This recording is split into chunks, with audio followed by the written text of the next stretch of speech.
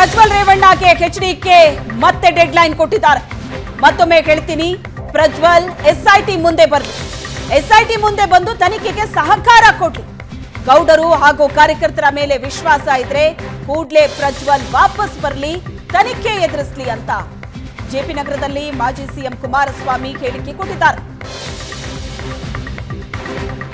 ಮಾಡಿದ್ದೆ ನಿನ್ನೆ ದಿನ ಕ್ಲಿಯರ್ ಆಗಿ ಹೇಳಿದ್ದೇನೆ. ಎಲ್ಲಿದ್ರು ಬಂದು ಇವತ್ತು SITನಲ್ಲಿ ಅದು ಯಾವ ರೀತಿ ತನಿಖೆ ಮಾಡ್ತಾರೋ ಆ ತನಿಖೆಗೆ ಸಹಕಾರ ಕೊಡಪ್ಪ ಅಂತ ಹೇಳಿದ್ದೇನೆ. ಈಗಲೂ ಹೇಳ್ತೇನೆ.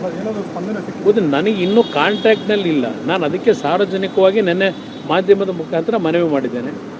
ನಾನು ಒಂದು ನಿರೀಕ್ಷೆ ಇಟ್ಕೊಂಡಿದ್ದೇನೆ. ಯಾಕೆಂದರೆ ನಮ್ಮ ಕಾರ್ಯಕರ್ತರಿಗೆ ಗೌರವ ತರ್ತಕ್ಕಂಥದ್ದಕ್ಕೆ ದೇವೇಗೌಡರ ಬಗ್ಗೆ ಒಂದು ಅವ್ರ ಮನಸ್ಸಿನ ನೋವೇನಿದೆ ಅದನ್ನು ಸರಿಪಡಿಸ್ತಕ್ಕಂಥದ್ದಕ್ಕೆ ಗೌರವಯುತವಾಗಿ ತೀರ್ಮಾನ ತೆಗೆದುಕೊಳ್ತೇನೆ ಅಂತಕ್ಕಂಥ ಒಂದು ವಿಶ್ವಾಸದಲ್ಲಿ ನೆನ್ನೆ ಕರೆ ಕೊಟ್ಟಿದ್ದೇನೆ. ನೋಡೋಣ ಇವತ್ತು ನಾನು.